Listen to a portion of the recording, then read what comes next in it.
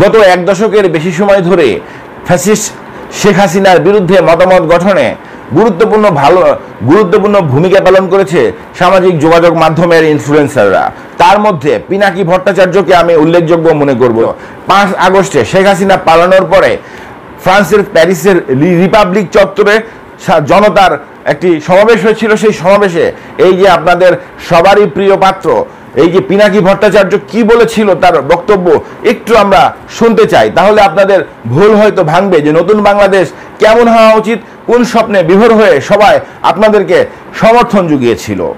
বাংলাদেশের আমরা গর্বিত সন্তান, আমরা বাংলাদেশের সৈনিক, আমরা বাংলাদেশের সন্তান।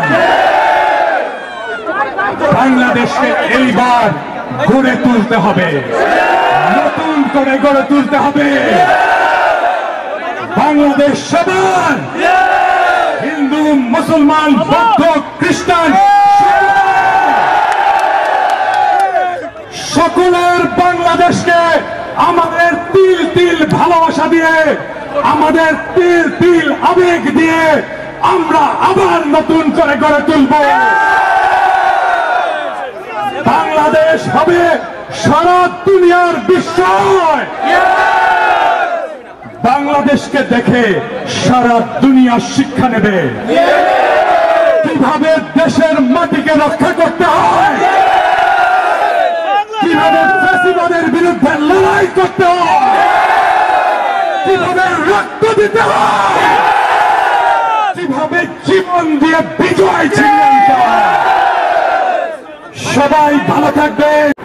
আসলে কোনো দেশে যখন বিপ্লব বা গণ অভ্যুত্থান সম্পন্ন হয় তারপরে কাছাকাছি সময়ে কিন্তু এই ধরনের অরাজকতা দেখা দেয়, কিন্তু কথাই বলে বা অনেক রাষ্ট্রবিজ্ঞানের একটি ভাষা রয়েছে, সেই ভাষায় বলা হয় যে 100 দিনের স্বৈরাচারের থেকে 1 দিনের স্বেচ্ছাচার অনেক বেশি ভয়ানক।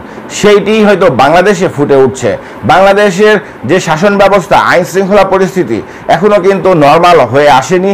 এখনও পর্যন্ত সারা দেশের বিভিন্ন আনাচে কানাচে নানা ধরনের মানুষের আইন হাতে তুলে নেওয়ার খবর পাওয়া যাচ্ছে। এবং এই ধরনের নৈরাজ্য যদি চলতে থাকে তাহলে যে পালানো শেখ হাসিনা, ফ্যাসিস্ট শেখ হাসিনা বা ফ্যাসিস্ট শাসন ব্যবস্থা শেখ হাসিনার মাধ্যমে যে ফিরে আসবে সেটি না, যে কারো মাধ্যমে, যে কোনো ব্যক্তির মাধ্যমেই এই ফ্যাসিস্ট ব্যবস্থা, স্বৈরাচারী ব্যবস্থা আমাদের মধ্যে আবার ইনস্টল হওয়া মানে বুঝেন, আপনার সেটা যে নতুন অ্যাপ ইনস্টল করেন সেভাবে ইনস্টল হয়ে যাবে।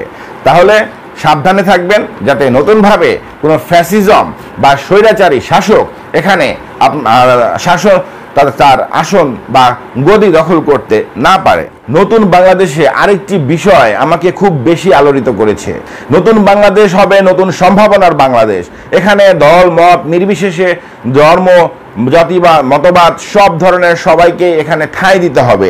কারণ ফ্যাসিস্ট স্বৈরাচার শুধু তার দলীয় লোকদেরকে এখানে ঠাঁই দিতে চেয়েছিল এবং দেশের বেশিরভাগ মানুষকেই, অর্থাৎ 18 কোটি জনগণের মধ্যে 17 কোটি মানুষকেই দ্বিতীয় শ্রেণীর নাগরিকে পরিণত করেছিল এবং তার কারণেই কিন্তু সেই দেশে টিকতে পারে নাই।